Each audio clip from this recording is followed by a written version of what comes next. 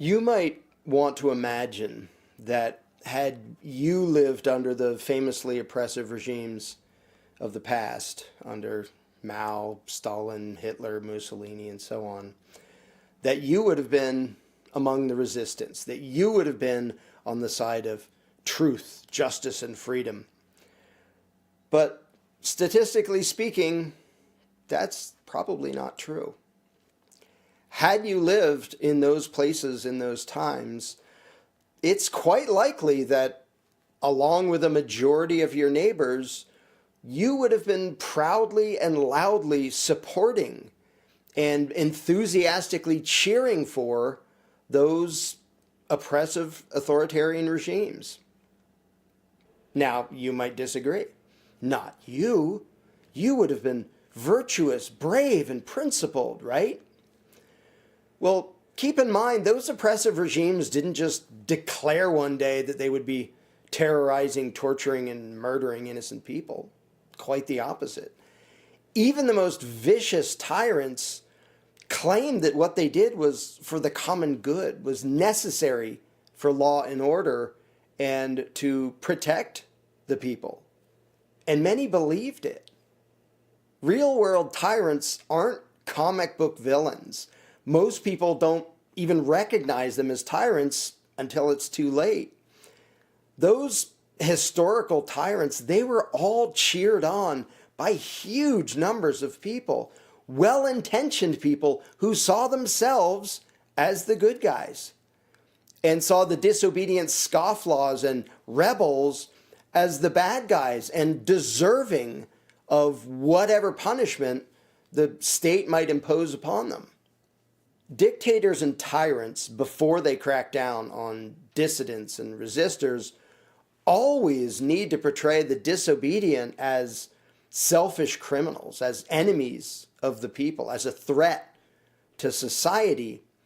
Meanwhile, the loyal, obedient subjects are told that they are the virtuous, intelligent, caring, and compassionate ones, the ones nobly sacrificing for the common good, being responsible, upstanding citizens by going along with whatever the political ruling class tells them to do. The masses have always been told by officials and experts of the state that a very real danger was threatening their country, their people, their way of life, their very existence. And they were told that the only solution was more authoritarian control.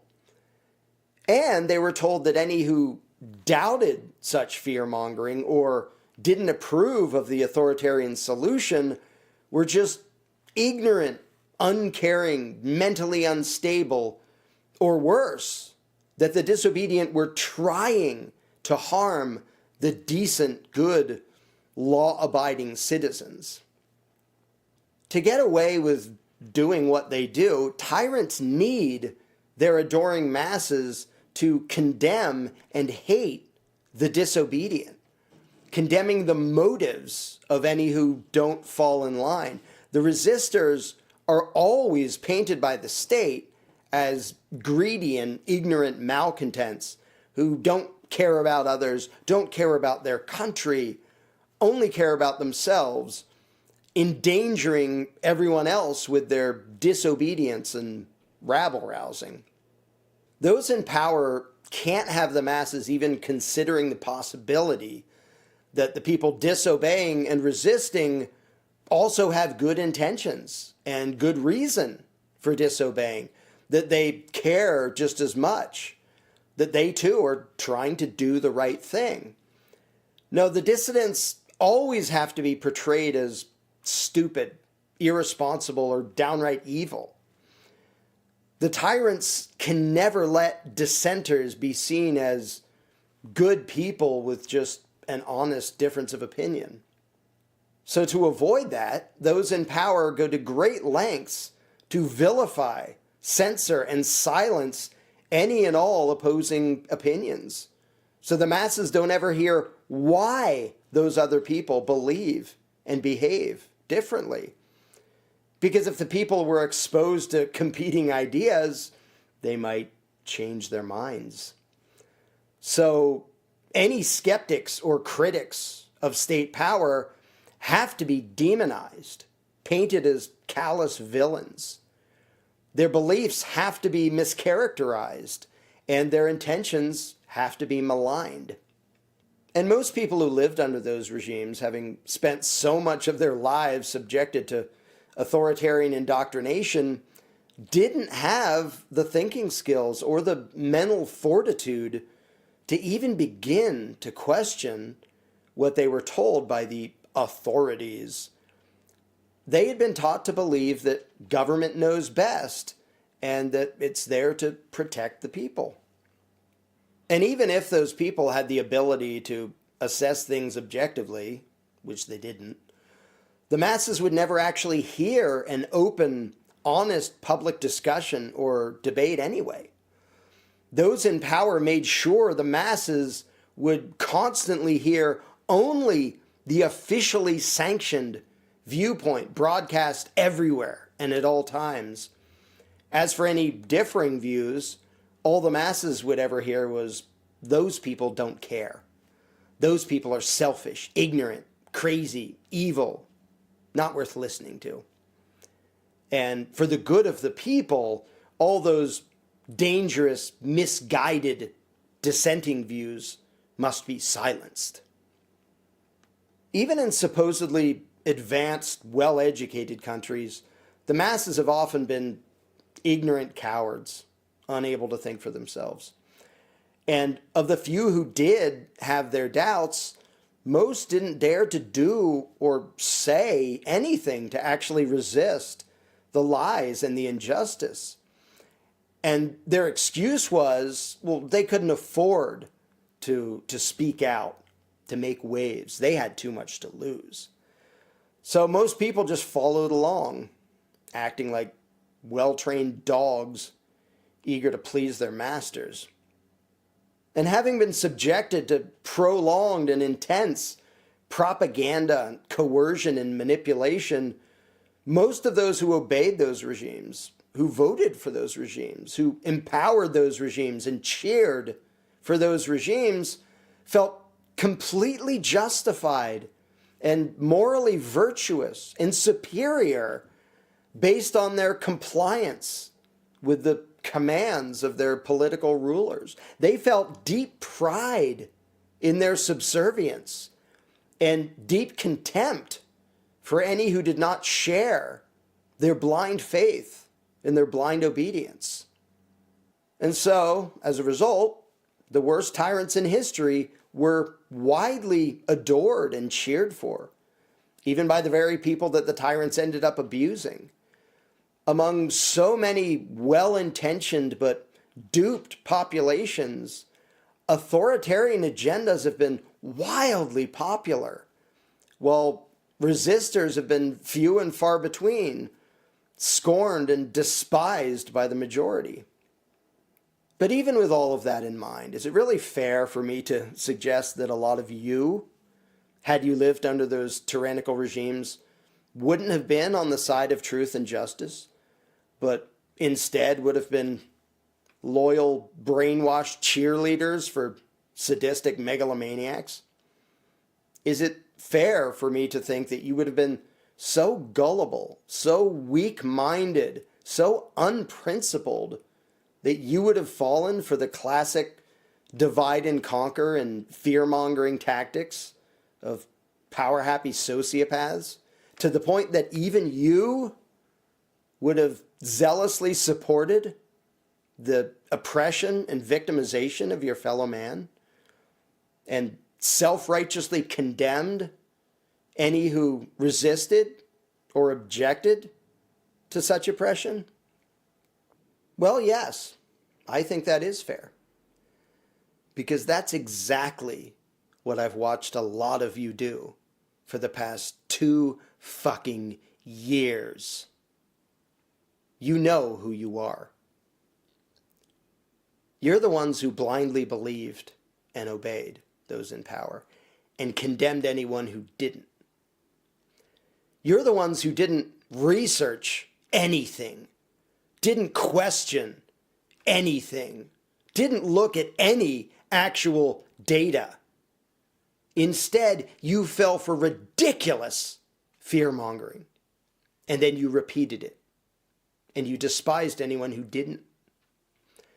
You jumped on the bandwagon and then felt virtuous, mindlessly accepting and pushing an insane and destructive authoritarian agenda. You know who you are. And even though the power-happy psychopaths whose boots you've been licking all this time have been caught lying over and over and over again, you still mindlessly label anyone who doesn't bow and kiss the ring as a purveyor of misinformation. You hate whomever those in power tell you to hate without bothering to listen to a word they say. Even when the government lies are obvious, the fear-mongering is obvious, the actual conspiracy is glaringly obvious, not even hidden, you still deny it, and you still attack anyone stating the truth. And you tell yourself that it's because you care more, because you're more enlightened, you're more responsible. But that is a lie. You did it because you were scared, you were ignorant, you were gullible, and you were obedient, and you tried to pass that off as virtue. It was easier and felt safer to you to believe whatever you thought the majority believed, rather than having to actually think for yourself. And as others tried to counter the obvious lies and counter the ridiculous fear-mongering and counter the psychotic power grabs, it was easier for you to just decide that those people didn't care as much as you, weren't as informed as you, weren't as responsible as you. You followed the crowd without spending one moment trying to find the truth. You kept clinging to the utterly asinine notion that the dictates and mandates from the political parasites were about safety, health, and protecting the people. You cheered for more authoritarian control to the detriment of the freedom and health and safety of everyone you know. Because your feelings mattered more to you than the truth, and mattered more to you than your fellow man. Deep down inside, I think you knew that. You were just too much of a spineless coward to do anything else. No matter how many times the political opportunists were caught lying, no matter how many times they were proven wrong and had to change their story and contradict themselves, and no matter how many times the people who you scorned were proven right, you didn't have the brains, the spine, or the honesty to admit that you were wrong. That your obedience didn't protect anyone or make anyone safer. That your compliance didn't make you more caring and virtuous. It only made you a useful idiot who could be used as a pawn by power-happy lunatics. You kept mindlessly repeating whatever lines the talking heads fed you, talking about trusting the science while being utterly and intentionally clueless about the actual science and data. You enjoyed self-righteously lecturing others about how they too should mindlessly believe and obey political liars and crooks the way you do. It gave you a feeling of belonging and moral superiority to be part of a crowd of well-trained sheep, believing and obeying whatever ridiculous crap the state propagandists spewed at you day after day. You tried so hard to tell yourself that obeying tyrants and hating anyone who didn't made you informed and compassionate. So yes, if you're one of the ones I've been describing here, you are exactly the type that supported all of those historical tyrants, taking great pride in their blind obedience, delighting in condemning and attacking any who had the brains and the courage to actually question things, to speak out, and to disobey the insane and deadly authoritarian agendas. And now, as the truth is coming out all over the place, what you will probably do is get very quiet and hope that no one remembers how you supported and repeated the lies. You supported the destructive dictates and restrictions that destroyed millions of lives. You hope people will forget that you were a cheerleader for authoritarian evil. So if you want to deny that you would have done the exact same thing had you lived in those other times, in those other places, then maybe right here and right fucking now, you should stop empowering the worst people in the world. Admit you were wrong. Admit you were deceived. Admit that you helped cheer for immoral and destructive authoritarian coercion and injustice, that you helped push the agenda of megalomaniacs and murderers. And don't pretend that your supposed good intentions are a valid excuse for what you were part of, for what your compliance helped make happen. Unless you think that those who empowered those other murderous regimes in history should get a pass as long as they meant well.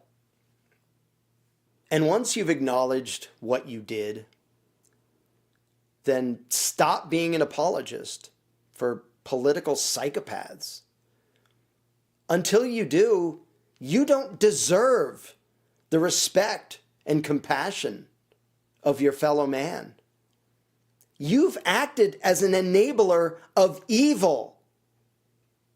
Until you admit your mistake and change your words and your behavior, you don't deserve to be trusted or listened to. You don't deserve forgiveness.